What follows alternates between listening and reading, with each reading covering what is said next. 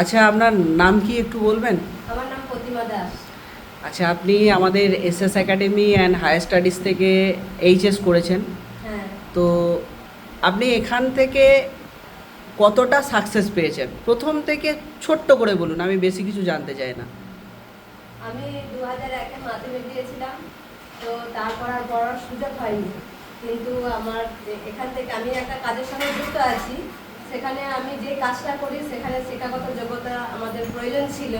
তো আমি সুযোগটা পেয়েছি, সুযোগটা কাজে লাগিয়েছি এবং এই সেন্টার থেকে আমি অনেকটাই সাপোর্ট পেয়েছি। অনলাইনে ক্লাসগুলো করেছি, পড়াশোনা করেছি, নতুন করে আবার যে সুযোগটা পেয়েছি জীবনের মোড়টা ঘুরিয়ে দিয়েছে পুরোটা।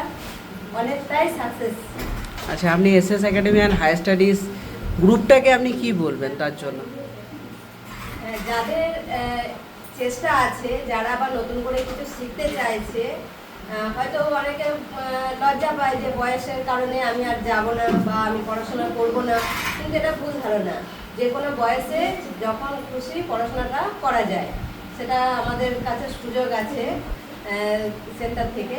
তো খুব ভালো একটা দিক, সবাই করতে পারবে, সবাই আসুন, যাদের এই ইচ্ছাটা আছে ইচ্ছাটা কিন্তু পূরণ করতে পারবে। একদম দারুণ কথা বলেছেন।